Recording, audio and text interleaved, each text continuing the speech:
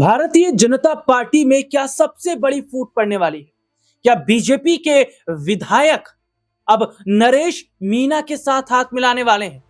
आखिरकार क्यों राजस्थान के विधानसभा चुनाव से पहले एक तीसरे मोर्चे की जो कोशिश है वो यहां पर हो रही है, और जिस तीसरे मोर्चे की चर्चा हो रही है, क्या उस तीसरे मोर्चे में वसुंधरा राजे भी शामिल होंगी? क्या उनके साथ उनके विधायक भी शामिल होंगे? ये इसलिए कहा जा रहा है क्योंकि नरेश मीणा ने मोरपाल सुमन, जो भाजपा के उम्मीदवार थे, जिन्होंने अंता में चुनाव लड़ा था, उनका समर्थन किया है।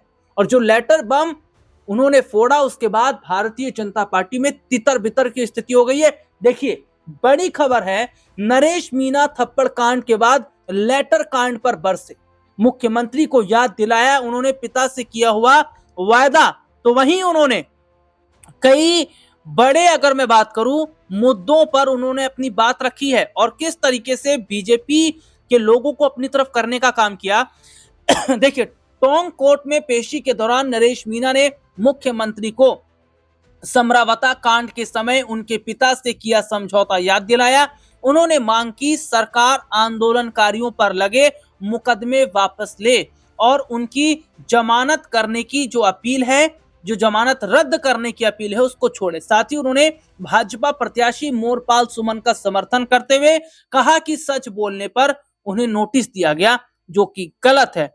और देखिए, मोरपाल ने सच बोला तो सजा क्यों? अंता से भाजपा प्रत्याशी रहे मोरपाल सुमन के वायरल लेटर ने सियासी गलियारों में भूचाल ला रखा है।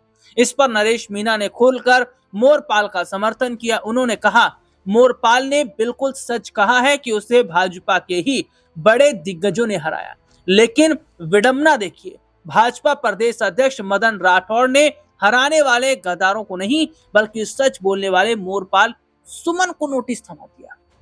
तो यहां पर यह है कि इस मामले में नरेश मीणा का बोलना, क्या नरेश मीणा सीधे तौर पर एक बड़ा ऑफर बीजेपी के उन तमाम विधायकों को दे रहे हैं, उन तमाम लोगों को दे रहे हैं जो भजनलाल शर्मा से खुश नहीं है? क्या ये ऑफर वसुंधरा राजे को भी है कि बीजेपी छोड़िए, हमारे साथ आकर मिलकर चुनाव लड़िए? क्योंकि नरेश मीणा की ताकत राजस्थान के अंदर बड़ी मानी जाती है। भले ही अंत में नरेश मीणा चुनाव हार गए, लेकिन जो वोट उन्हें मिला, जो वोटिंग प्रतिशत उनका है, उसे देखकर बीजेपी और कांग्रेस भी हिल गई।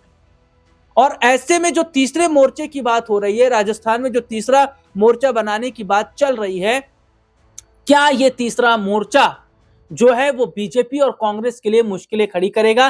क्या इस तीसरे मोर्चे में वसुंधरा राजे अपने विधायकों के साथ आती नजर आएंगी? और अगर डील हो जाती है मीणा के साथ में, तो क्या वाकई भारतीय जनता पार्टी को राजस्थान चुनाव में बड़ा झटका लगेगा? हालांकि इसमें कोई बड़ी बात नहीं कि सचिन पायलट भी इस तीसरे मोर्चे में आ सकते हैं। वो इसलिए क्योंकि पायलट भी सीएम बनने का सपना देख रहे हैं, और अगर गहलोत के हाथ सीएम कुर्सी लगती है तो पायलट गहलोत को छोड़कर, यानी कांग्रेस को छोड़कर, वो भी मीणा के साथ आ सकते हैं। अब देखना होगा कि क्या राजस्थान में ये दो बड़े चेहरे पायलट और वसुंधरा अगर इस तीसरे मोर्चे में आते हैं, तो क्या बीजेपी और कांग्रेस का खेल खत्म हो जाएगा?